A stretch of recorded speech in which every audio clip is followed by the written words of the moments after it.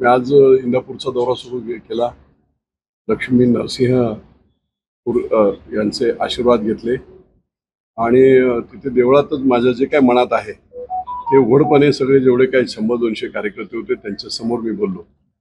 ही लढाई ही पवार वर्सेस सामान्य जनता अशी लढाई, दोन्ही पवार वर्सेस सामान्य जनता, आणि त्याच्यामुळे ही लढाई मी लोकांच्या हितासाठी लोकशाही मूल्य जपण्यासाठी लढतोय आणि त्याच्यामध्ये माझा शक्यतो कुठचाही बदल नाही.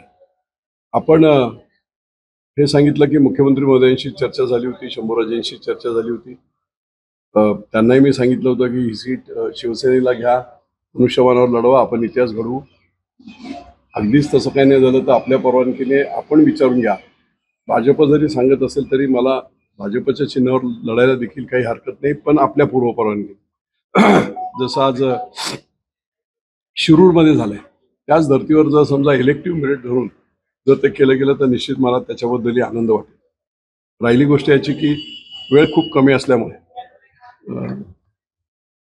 हा प्रचार दौरा असाच पुढे चालू राहणार. आणि आपण जे बोललं ते खरं आहे की महायुतीमध्ये याच्यामुळे जर काही तणाव होत असेल तर मी अगदी स्पष्टपणे सांगितलं होतं की बा एकनाथ शिंदे हे आमचे वरिष्ठ घरातले नेतृत्व आहे आणि त्यांना कुठे जर त्रास होत असेल, अडचणी वाटत असेल तर मी 2-3 महिन्यांनी काय फरक पडणार, मी बाजूला होऊन शिवसेनेपासून बाजूला विभक्त होऊन ही निवडणूक लढवेल, जेणेकरून पक्षाला किंवा पक्षाच्या कोणत्याही उमेदवारांना त्रास होऊ नये. परंतु मी पुन्हा पुन्हा तेच ऐकतोय की एवढे मातब्बर नेते आहेत अजित पवार, त्याचप्रमाणे मोठे पवार, आणि मग मी लढत असताना त्यांना एवढा काय त्रास होत आहे की ते माझ्या पक्षालाच ब्लॅकमेलिंग करायला निघालेले की जर तो शिवतारे पाठी गेले नाहीत, थांबले नाहीत तर आम्ही सगळीकडे उमेदवार उभे करू वगैरे. हे ब्लॅकमेलिंगच आहे ना. आणि याचा अर्थ हा क्लिअर आहे की बारामतीतील जनता बरोबर ह्यांना त्यांचा धडा शिकवेल ही खात्री त्यांना झालेली आहे.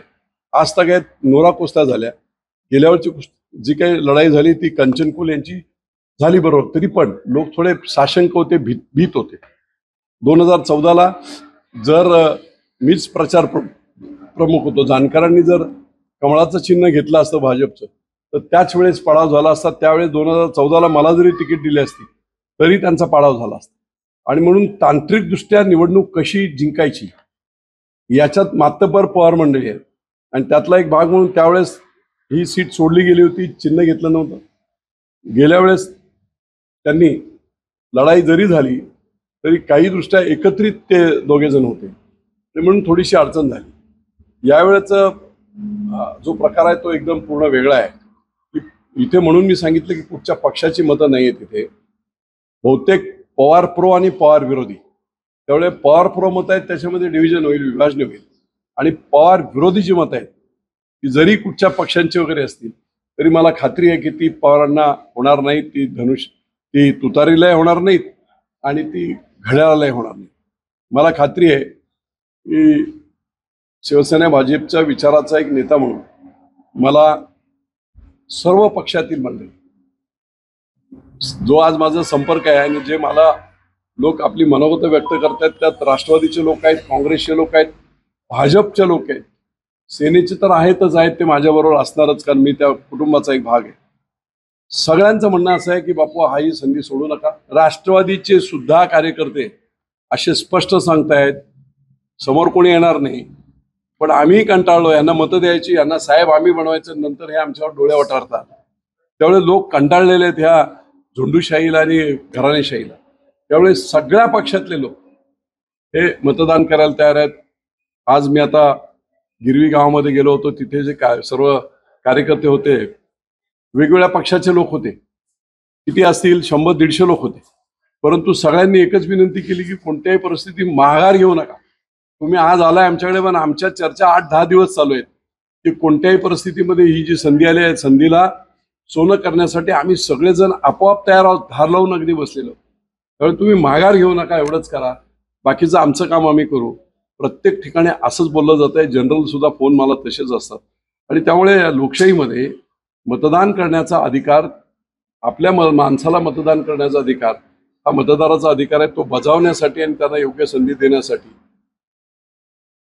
ही निवडणूक अख्ख्या राज्यातली महत्वाची निवडणूक, लोकशाहीची मूल्य जपणारी निवडणूक आणि चमत्कार काय करू शकतात लोकशाहीमध्ये लोक, त्याचं एक उदाहरण म्हणून सुद्धा देशात चर्चिली जाणारी ही निवडणूक होईल. कारण वाराणसी जिंकली किंवा अमेठी जिंकली त्यावेळेस मोठं संघटन होतं भाजपचं. इथे आता माझ्याकडे संघटन काही नाही, मी इंडिपेंडंट आहे. एकच संघटन आहे माझं, पवार विरोध, आणि त्या पवार विरोधासाठी ठाम पाय रोवून उभे राहणे आणि लोकांना मतदानाची संधी देणे. आणि म्हणून निश्चितपणे गावागावातून ही क्रांती होईल. तरुण मंडळी हातात, सर्व पक्षाचे लोक, ज्यांचं म्हणजे सद्विवेक बुद्धी जागृत आहे ना, तो प्रत्येक जण म्हणतो की 40-40 वर्ष आम्ही यांना का मतं द्यायची, काय आमच्यासाठी केलेलं आहे. बारामतीमध्ये तीच अवस्था आहे, अर्ध्या बारामतीची. पुरंदर, भोर, वेल्हा, मुळशी, तुमचा दौंड, हे तर राहिलं बाजूलाच. इथे तर काहीच केलेलं नाही. आणि त्यामुळे लोकांची इच्छा आहे माझ्या मते स्पोर्टिंगली एवढा आखंड तांडव न होता लोकांचा कौल घेतला पाहिजे. काही जो असेल तो कौल स्वीकारायला तिघांनी तयार असलं पाहिजे.